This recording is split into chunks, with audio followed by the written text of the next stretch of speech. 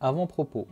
J'ai essayé de construire un support original qui met en évidence ma conception personnelle du métier d'instituteur primaire au terme de ma formation initiale. Tout au long de cette vidéo, il y aura des citations, il y aura des références à des auteurs, à des pédagogues, et tout au long de la vidéo aussi, il y aura des invariants Freinet. Ce sont comme des petits mémos que Freinet inventés. Disons que c'est un petit peu comme des axiomes de la pédagogie Freinet. Pour moi, le métier d'enseignant, je ne sais vraiment pas par quel bout commencer, mais en tout cas, ce que je peux dire, c'est que j'aime pas parler de faiblesse. J'aime pas dire « ah oui, tu es faible ». Non, on a tous nos forces et les choses dans lesquelles on est moins fort, et c'est pas grave. Quand je m'adresse aux élèves ou quand je parle de leurs capacités, de leurs compétences, j'ai pas envie d'humilier mes élèves parce qu'ils n'arrivent pas à faire quelque chose ou l'autre. Les humiliations publiques, on en a tous vécu à l'école primaire. Moi, j'ai pas envie d'être un prof comme ça. J'ai pas envie de « ah, regardez, Jérémy, il n'a pas fait son devoir ». Vous trouvez ça bien? Le fait qu'un devoir ne soit pas fait ne mérite pas une humiliation publique. Moi aussi, je suis quelqu'un qui aime bien se baser sur les ressources qui existent. Moi, ça me tape sur le système de devoir réinventer l'eau chaude. Ça ne sert à rien, c'est épuisant, et après on s'étonne que les instituts sont en burn-out. Servons-nous de ce qui existe, tout en ayant un regard critique sur les outils que nous proposent les maisons d'édition. Il y a des gens quand même qui ont réfléchi à faire ces cas d'exercices, mais ça n'empêche pas d'avoir un regard critique sur les exercices qu'ils proposent. Et idem dans tous les outils qu'on peut trouver. Ce qu'il y a, c'est qu'il faut l'adapter à sa sauce. Invariant numéro 13. Les acquisitions ne se font pas comme l'on croit parfois, par l'étude de règles et de lois, mais par l'expérience. Étudier d'abord ces règles et ces lois, en français, en art, en mathématiques, en sciences, c'est placer la charrue avant les bœufs. Dans ma classe, moi, j'aimerais bien mettre en place de toute manière du plan de travail qui va aider les enfants. J'ai pas envie de mettre en place des choses qui ne servent à rien. Ce que j'ai particulièrement aimé au Tiralier, il y avait un plan de travail individualisé pour chaque élève en fonction de ses forces et de ses défis. Je ferai un plan de travail général pour tout le monde, selon un délai pour les 2 premières semaines. Ou les 4 semaines, c'est selon. Plan de travail, ok. On va regarder un petit peu dans les mathématiques, tiens, au niveau des nombres. Où en sont les enfants au niveau de la lecture, au niveau de la compréhension de la lecture, au niveau de la grammaire, bref. Et donc, en fonction de ça, petit à petit, on peut arriver à créer un plan de travail individualisé. Si je vois que un élève en mathématiques, il n'a pas vraiment de problème, les fractions, il maîtrise, mais qu'en revanche, la géométrie, il galère, je vais plus avoir tendance à lui mettre des exercices de géométrie dans son plan de travail que des exercices de nombres et opérations. Donc ça, c'est vraiment l'idée de mon plan de travail à moi.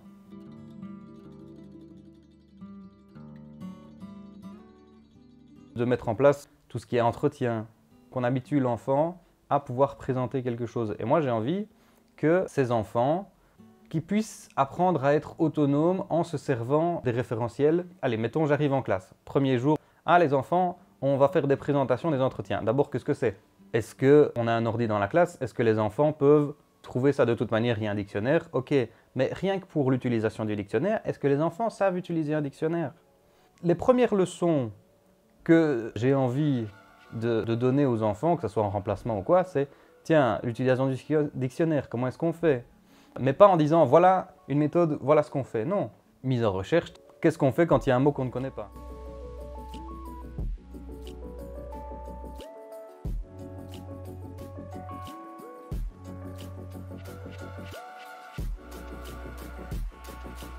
J'ai pas envie de rester tout le temps dans ma classe. J'ai pas envie de faire de la scolastique.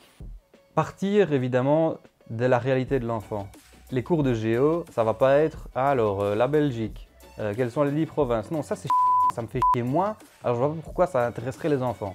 Donc moi ce que je veux, on va en classe de mer, à La Panne, à Ostende, on prend le tram jusqu'aux écluses que Albert Ier a fermé pour faire monter l'Isère et bloquer la Belgique. Et voilà, là c'est intéressant, là on dit ok, pourquoi est-ce qu'on vient? Pourquoi est-ce qu'il y a un monument ici? Où est-on? D'accord, à la côte belge, ok. Et pourquoi est-ce qu'il y a un monument ici? C'est ça la base de tout. À partir de là, je vais construire mes leçons en géographie. Moi j'ai envie qu'on aille au parc le plus souvent possible, mais pas on va au parc pour aller au parc et moi je fous rien, non. Le tâtonnement expérimental. Invariant numéro 11. La voie normale de l'acquisition n'est nullement l'observation, l'explication et la démonstration, processus essentiel de l'école. mais le tâtonnement expérimental. Une démarche naturelle et universelle.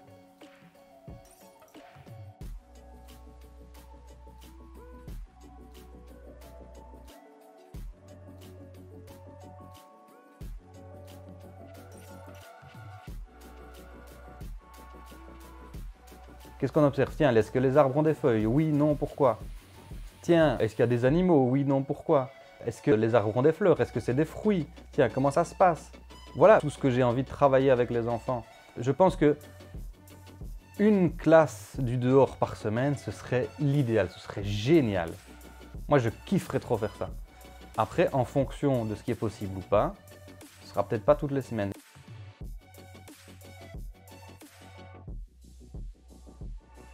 J'ai eu la chance d'habiter dans un quartier où il y avait un centre récréatif. Et pendant les vacances scolaires, ben voilà, il y avait des stages. Et il y avait le potager. C'est un endroit où les animateurs, les animatrices nous disaient « Ok, on va construire une cabane en bois cordé. » Ben, qu'est-ce que c'est? Donc on a regardé des documents, on s'est un peu renseigné, on a été voir des maisons dans le quartier, en bois cordé, pour voir ce que c'était. T'as 8, 9, 10 ans et on te propose de construire une cabane en dur, mais c'est génial. Et on te dit, mais c'est toi qui vas la faire. Et moi, c'est ce que j'ai envie de faire avec mes enfants. C'est tiens, ok, la bibliothèque, elle est complètement déglinguée. Ben ok, on va en construire une. On travaille l'air, on travaille les solides, on travaille les volumes. C'est génial. Les enfants devraient vivre au grand air, face à face avec la nature qui fortifie le corps, qui poétise l'âme et éveille en elle une curiosité plus précieuse pour l'éducation que toutes les grammaires du monde. Alexandre Dumas.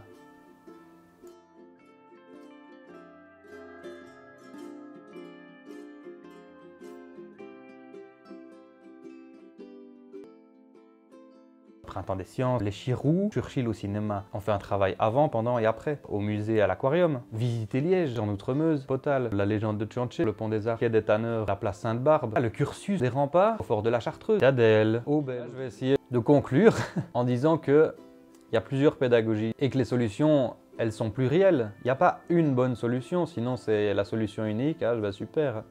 Il y a plusieurs solutions, il y a plusieurs pédagogies, mixons-les. Il faut lutter contre le formatage, ce que je vais m'efforcer de faire dans ma classe, surtout d'inculquer aux enfants d'avoir un esprit critique.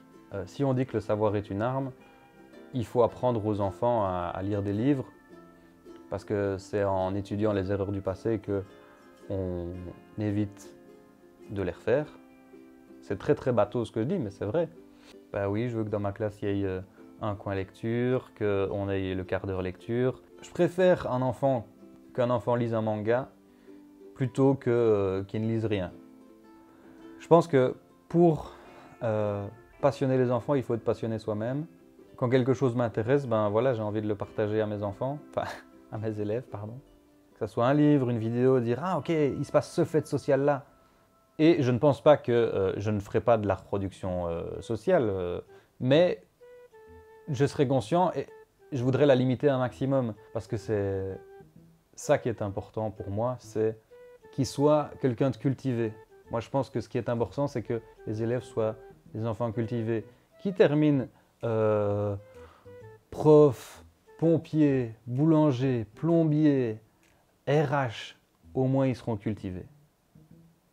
Invariant numéro 27.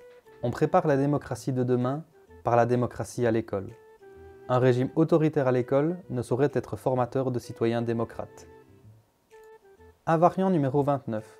L'opposition de la réaction pédagogique, élément de la réaction sociale et politique, est aussi un invariant avec lequel nous aurons, hélas, à compter, sans que nous puissions nous-mêmes l'éviter ou le corriger. Invariant numéro 30. Il y a un invariant aussi qui justifie tous nos tâtonnements et authentifie notre action. C'est l'optimisme, espoir en la vie. Invariant numéro 22. L'ordre et la discipline sont nécessaires en classe.